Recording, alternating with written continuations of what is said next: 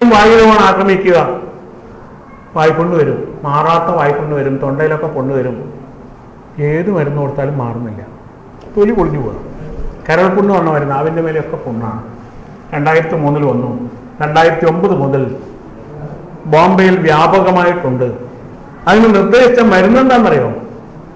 Carbolic soap ഉപയോഗിച്ചിട്ട് കൈ കഴുകുക 5-6 പ്രാവശ്യം. കയ്യിൽ കീടാണുക്കളുണ്ട്, കീടാണുക്കൾ അകത്ത് കിടന്നിട്ടാണ് എന്ന് പറഞ്ഞ് സോപ്പ് ഉപയോഗിച്ച് കൈ കഴുകുക. മുമ്പേ 2003 ഈ പ്രോജക്റ്റ് കൊണ്ടുവന്നതാണ് ഹിന്ദുസ്ഥാൻ ലിവറിന്റെ ലൈഫ് ബോയ് സോപ്പ് സ്കൂളിലൊക്കെ വിതരണം ചെയ്യാനും. കേരള ഗവൺമെന്റ് ഒരു പ്രോജക്റ്റ് കൊണ്ടുവന്നിരുന്നു, സ്കൂളിലൊക്കെ വിതരണം ചെയ്യാനും എല്ലാ കുട്ടികളും 5 പ്രാവശ്യം ദിവസം കൈ കഴുകാനും. എന്താ ഈ 5 പ്രാവശ്യം എന്നുള്ളതിനെ കണക്കാക്കാനുള്ളത്? 5 നിസ്കാരമായിട്ട് ചോദിച്ചതാണോ എന്ന് ചോദിച്ചാൽ എനിക്ക് അറിഞ്ഞുകൂടാ. 5 പ്രാവശ്യം കൈ കഴുകുന്നത് അത് പിന്നെ അധ്യാപകരും കൂടി നിർത്താൻ പൊളിച്ചു. വേൾഡ് ബാങ്കിന്റെ പ്രോജക്റ്റ് ആയതുകൊണ്ട്, ഹിന്ദുസ്ഥാൻ ലിവറിന് കാശുണ്ടാക്കി കൊടുക്കുന്ന പ്രോജക്റ്റ് ആയതുകൊണ്ട് അത് പൊളിച്ചു. ഇപ്പോൾ അണുക്കളായി വന്നിരിക്കും. പക്ഷേ ഏത് ശാസ്ത്രത്തിലാണ് ഇവരുടെ ഏത് ശാസ്ത്രത്തിലാണ് നമ്മൾ പറയുന്ന ശാസ്ത്രം? അതോടെ സയൻസിൽ വൈറസിനെ സോപ്പ് കൊണ്ട് കൊല്ലാൻ പറ്റുന്ന ഏത് ശാസ്ത്രത്തിലാണ് ഉള്ളത്? ഒരു ശാസ്ത്രത്തിലും പറഞ്ഞില്ലല്ലോ വൈറസിനെ കൊല്ലാൻ പറ്റുന്നു. പിന്നെ എങ്ങനെ ഇത് വന്നു? പ്രതിരോധം ഉണ്ടാവേണ്ടത് സ്വാഭാവികമായ ഭക്ഷണത്തിൽ നിന്നാണ്. എങ്ങനെയല്ല, കൃത്രിമമായ മാർഗത്തിലില്ല, മെക്കാനിക്കൽ സൊല്യൂഷൻ ഇല്ല. We want a biological solution. Biological പ്രശ്നത്തിനെല്ലാം ബയോളജിക്കൽ സൊല്യൂഷൻ വേണം. അത് തരുന്നതിൽ ആധുനിക ശാസ്ത്രം പരാജയപ്പെട്ടിരിക്കുന്നു. അവർ തരുന്നതെല്ലാം യാന്ത്രികമായ ഉത്തരങ്ങളാണ്. യാന്ത്രികമായ ഉത്തരം കൊണ്ട് തൽക്കാലം രക്ഷപ്പെടാം, അത് ശാശ്വതമല്ല. ഏതുപോലെ വാഴക്ക് ഊന്ന് കൊടുക്കും പോലെ തന്നെ നെല്ലിന് ഉയരം ജാതിയുള്ള നെല്ല് കേരളത്തിൽ കൃഷി ചെയ്തിട്ടാണ് എന്ന് പറഞ്ഞുകൊണ്ട് ഡ്വാർഫ് സൈസ് നെല്ല് കൃഷി ചെയ്തു. അതിന് പിന്നിലെ ഗൂഢാലോചന പിന്നെയാണ് നമ്മൾ തിരിച്ചറിയുന്നത്. അപ്പോൾ വൈക്കോലില്ലാണ്ടാവും. ഇപ്പോൾ എല്ലാവരും കാലിത്തീറ്റ വാങ്ങേണ്ടി വരും. ഇപ്പോൾ കാലിത്തീറ്റ കമ്പനിക്കാരന് കാശുണ്ടാക്കാം. ആദ്യത്തെ കാലിത്തീറ്റ കമ്പനിക്കാരൻ ഹിന്ദുസ്ഥാൻ ലിവറായിരുന്നു എന്നുകൂടി ആലോചിക്കുക. അത് വലിയ ഗൂഢാലോചനയുടെ ഭാഗമാണ്. ഭരത് റിസർച്ച് റിപ്പോർട്ടുണ്ട്, വലിയ റിസർച്ച് റിപ്പോർട്ടുണ്ട് അതിനെ പറ്റിയിട്ട്. എങ്ങനെയാണ് യൂറോപ്യൻ പശുക്കളെ ഇന്ത്യയിൽ ഇറക്കുമതി ചെയ്തത്, അതിൻ്റെ കൊഴുപ്പ് എങ്ങനെയാണ് ഹാർട്ട് അറ്റാക്ക് ഉണ്ടാക്കിയത്, അതിൻ്റെ കൊഴുപ്പ് എങ്ങനെയാണ് കൊളസ്ട്രോൾ കൂട്ടിയത്. യൂറോപ്യൻ പശുവിൻ്റെ പാലിലെ കൊഴുപ്പ് ശീതരാജ്യത്തെ പശുവിൻ്റെ കുട്ടിയാണ്.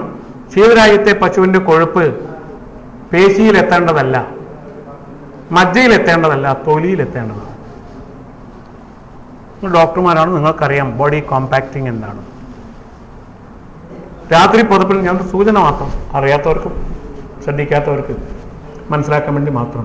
രാത്രി പുതപ്പിനുള്ളിൽ നിന്ന് മൂത്രമൊഴിക്കാൻ വേണ്ടി പുറത്തേക്ക് ഇറങ്ങിയാൽ തണുപ്പ് കാറ്റ് തട്ടിയാൽ ബോഡി ഒന്ന് കിടുകിടും, എല്ലാ രോമകൂപങ്ങളും കുത്തനേറും. അവിടെ ഒരു ക്യാവിറ്റി ഉണ്ടാക്കും. ആ ക്യാവിറ്റിയിലേക്ക് മജ്ജയിലെ കൊഴുപ്പിനെ പുറത്തു കൊണ്ടുവരും. ഇതാണ് ബോഡി കോമ്പാക്റ്റിംഗ്. നല്ല തണുപ്പ്, മഴയത്ത് നടന്നു. ഇവിടെ അതായിരുന്നു വേണ്ടത്. നിങ്ങൾ മഴക്കാലത്ത് വരണമായിരുന്നു. എന്നിട്ട് ഈ കാട്ടിലൂടെ നമുക്ക് മഴയത്തൊന്ന് നടക്കണമായിരുന്നു, കുടയൊന്നും ഇല്ലാതെ. പേടി മാറാൻ, മഴയെപ്പറ്റിയുള്ള പേടി മാറാൻ ഞങ്ങൾ സാധാരണ ചെയ്യുന്നതാണ്. ഇവിടെ സ്ഥിരം ധാരാളം കുട്ടികൾക്ക് ക്യാമ്പ് നടത്താറുണ്ട്, യുവാക്കൾക്ക്, കോളേജ് യുവാക്കൾക്ക്. അപ്പോഴൊക്കെ മഴക്കാലത്താണ് നടത്തുക. എന്നിട്ട് മഴയത്ത് ഇങ്ങനെ നടക്കുക, മഴ കൊണ്ടുകൊണ്ട് തണുപ്പ് കാറ്റ് തട്ടുമ്പോൾ ഒന്ന് വിറക്കുക. ആ വിറക്കലോടുകൂടി, എന്തിനാണ് വിറക്കുന്നത്? നിങ്ങൾക്കറിയാലോ വിറക്കുന്നത് എന്തിനാണ്? എന്താണ് വിറ? ഫ്രിക്ഷൻ ഉണ്ടാക്കുകയാണ്. സെല്ലുകൾ തമ്മിൽ കൂട്ടിയേറിയാണ് ചൂടുണ്ടാക്കാൻ വേണ്ടിയിട്ട്. ഇതാണ് വിറ.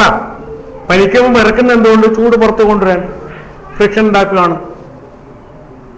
അങ്ങനെ ഒന്ന് വിറക്കട്ടെ കുട്ടികൾ, ബോഡി കോമ്പാക്റ്റിംഗ് എബിലിറ്റി കൂടട്ടെ.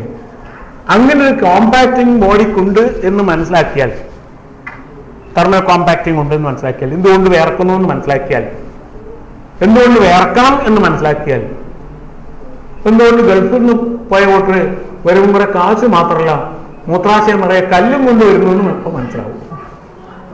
ഞാൻ വിയർക്കില്ല, AC റൂമിൽ തന്നെ കഴിഞ്ഞു കൂടും. വിയർക്കാത്തവർക്ക് ദാഹമില്ല, ദാഹമില്ലാത്തതുകൊണ്ട് മൂത്രമില്ല.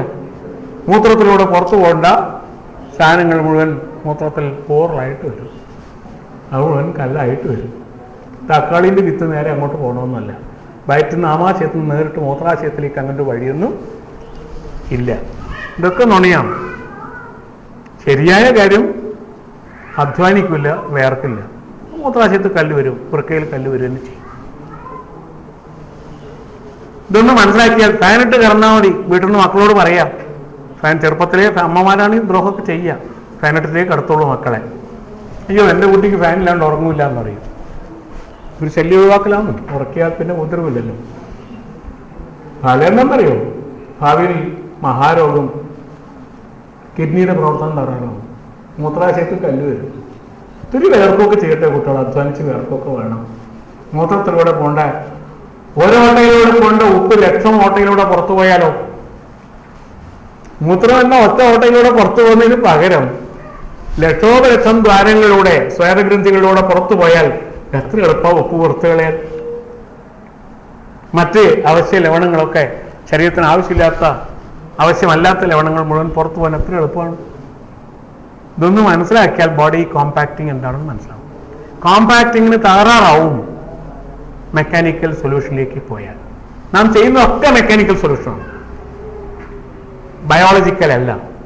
ബയോളജിക്കൽ ഫുഡ് ഇല്ല. നോക്ക്, ഇവിടെ വന്നാൽ നിങ്ങൾ ആസ്വദിക്കേണ്ടത്, ഇന്ന് വൈകുന്നേരം വരെ ആസ്വദിക്കേണ്ടത് ഇവിടുത്തെ കാറ്റാണ്. നമ്മൾ വല്ലാത്ത ബേജാറിലായിപ്പോളത്. ഇതാ ഇന്ത്യൻ ഭക്ഷ്യധാന്യപ്പുര കാലിയായിരിക്കുന്നു. ഇപ്രാവശ്യത്തെ ഡൗൺ ക്ലർക്ക് കണക്ക് സഹിതം മന്ത്രിമാർ പറയുന്ന മുഴുവൻ നുണയാണ്, കാലിയാണ്. നമ്മൾ പട്ടിണിയിലേക്ക് നീങ്ങിക്കൊണ്ടിരിക്കുകയാണ്. നമ്മൾ വല്ലാത്ത ബേജാറുള്ളത് ഭക്ഷണം ഇല്ലാണ്ടാവുന്നുണ്ട്. എന്തേ വെള്ളം ഇല്ലാണ്ട് ആവുന്നിട്ട് ബേജാറില്ലാത്തത്? ഉള്ള വെള്ളം മുഴുവൻ മാലിന്യമാണെന്നിട്ട് ബേജാറില്ലാത്തത്? ഒരു 2 കിലോ ഭക്ഷണം വേണം, വലിയ കുടലിനോ കുടലിച്ചിക്ക് മാത്രം. ബാക്കിലോട്ട് 1 കിലോ 1.5 കിലോ ഒക്കെ മതി. ഒരുപാട് തിന്നുന്ന കൂട്ടർക്കാണ് 2 കിലോ ഉണ്ട്. 2 ലിറ്റർ വെള്ളം, അത് 2 കിലോ കൂട്ടിക്കോളും. 2 ലിറ്റർ വെള്ളവും വേണം. പക്ഷേ ഒരു ദിവസത്തേക്ക് ഒരു മനുഷ്യന് ശുദ്ധവായു എത്ര വേണമെന്നറിയോ? 13.5 കിലോ വേണം. അപ്പൊ മനുഷ്യന് ഏറ്റവും കൂടുതൽ വേണ്ടുന്ന എന്താ? ശുദ്ധവായുവാണ്. ഇതാണ് നമ്മുടെ സ്കൂൾ പഠിപ്പിക്കാത്തത്. ഇത് വേണമെന്ന കാര്യമാണ് സ്കൂൾ ഇല്ലാത്തത്. 13.5 കിലോ ശുദ്ധവായു വേണം 26,700 തവണ ശ്വാസം കഴിക്കാൻ. അത് ഓടുകയോ അല്ലെങ്കിൽ കിടക്കുകയോ ചെയ്യുന്നവർ കുറച്ചുകൂടി നമ്പർ കൂടും. ശ്വാസം കഴിക്കുന്ന നമ്പർ കൂടും, ഇപ്പൊ തൂക്കവും കൂടും. നമുക്ക് ഏറ്റവും കൂടുതൽ ആവശ്യം ഏതല്ല? വെള്ളമോ ഭക്ഷണമോ അല്ല, പിന്നെയോ ശുദ്ധവായുവാണ്. 13.5 കിലോ ശുദ്ധവായു ശ്വസിക്കാൻ എന്തുണ്ട് നിങ്ങൾക്ക് അർഹത? ഇതുണ്ടാക്കാൻ എന്തെങ്കിലും ചെയ്തിട്ടുണ്ടോ? നമ്മളെ കുട്ടികളെ പഠിപ്പിക്കേണ്ടത് അതാണ്. ഇതുണ്ടാക്കാൻ എന്ത് ചെയ്തു? വവ്വാല് ചെയ്യുന്നുണ്ട്. പേരക്കയും കടിച്ചു പോന്നു, അതിന് വിത്തേടിയും കൊണ്ടിരുന്നു, മുളച്ചു വരുന്നു. കശുമാങ്ങയും കടിച്ചു പോകുന്നു, അതിന് വിത്തേടിയും കൊണ്ടിരുന്നു, മുളച്ചു വരുന്നു. മാങ്ങ കടിച്ചിട്ട് പോന്നു, അണ്ണാൻ ചെയ്യുന്നുണ്ട്. മാങ്ങയും കടിച്ചു പോയി എവിടെയെങ്കിലും വിത്തുകൊണ്ടിരുന്നു. എല്ലാ ജീവികളും ചെയ്യുന്നു. ചെയ്യാത്ത ഒരു ജന്തുവേ ഉള്ളൂ, മനുഷ്യൻ മാത്രം. 13.5 കിലോ ശുദ്ധവായു കിട്ടാൻ നാം എന്ത് ചെയ്തിട്ടുണ്ട്? 2 കിലോ ശുദ്ധ വെള്ളം കിട്ടാൻ നാം എന്ത് ചെയ്തിട്ടുണ്ട്? ഇതാണ് യഥാർത്ഥമായ അറിവ്. അപ്പോഴാണ് ഖുർആൻ വാക്യത്തിന്റെ പൊരുൾ എന്താണെന്ന് നമുക്ക് മനസ്സിലാവുക. എല്ലാ ജീവികളും ചെയ്യുന്നു, ചെയ്യാത്ത ഒരേ ഒരു ജന്തു മനുഷ്യൻ. നമ്മുടെ വാഴക്ക് നാരുണ്ടാക്കാൻ വേണ്ടി നമ്മൾ എന്ത് ചെയ്തു? അത്രയും കാൽഷ്യം വാഴക്ക് കൊടുത്തോ? എന്തുകൊണ്ട് വാഴക്ക് നാരില്ലാണ്ടായി? വാഴക്ക് നാരുണ്ടാക്കി കൊടുക്കുന്ന ഞവണിക്ക് എന്തു പറ്റി? വയലിൽ ഞവണിക്കൊക്കെ ഓടുണ്ടാക്കുന്ന കാൽഷ്യം വയലിൽ എത്താതായതെങ്ങനെ? അതിനെന്തു പറ്റി? ഈ ബന്ധങ്ങളൊക്കെ നമ്മൾ നഷ്ടപ്പെടുത്തിയിരിക്കുന്നു. ഈ മർമ്മങ്ങളൊക്കെ നഷ്ടപ്പെട്ടിരിക്കുന്നു. വയലിൽ ഞണ്ട് ഉപദ്രവം ഉണ്ടാക്കുന്നു, ഞണ്ടിന് മുഴുവൻ വിഷം പിടിച്ചു കൊന്നു. വയലിൽ ഒഴുകിയെത്തിയ കാൽഷ്യം മുഴുവൻ കുറ്റ്യാടിപ്പുഴയിലൂടെ താഴോട്ട് പോയി കടലെത്തി. കാൽഷ്യം ഇല്ല. അതുകൊണ്ട് തന്നെ കേരളീയന് അസിഡിറ്റി സ്വാഭാവികമാണ്. കേരളത്തിൽ എല്ലാവർക്കും അസിഡിറ്റി ഉണ്ടാവും. ഹൈപ്പർ അസിഡിറ്റി ഇല്ലാത്ത മനുഷ്യൻ ഉണ്ടാവില്ല. കാരണം മണ്ണിൽ കാൽഷ്യം ഇല്ല. അതുകൊണ്ട് കുരുമുളകിന്റെ വള്ളിക്ക് പഴയ പച്ച നിറം കിട്ടില്ല, അതിന് എരിവുണ്ടാവില്ല, ചവപ്പുണ്ടാവില്ല, കയ്പുണ്ടാവില്ല. അതൊരു ഫംഗൽ ഡിസീസ് വന്നിരിക്കും. കേരളത്തിലെ എല്ലാ മനുഷ്യർക്കും ഫംഗൽ ഡിസീസ് ഉണ്ടായിരിക്കും.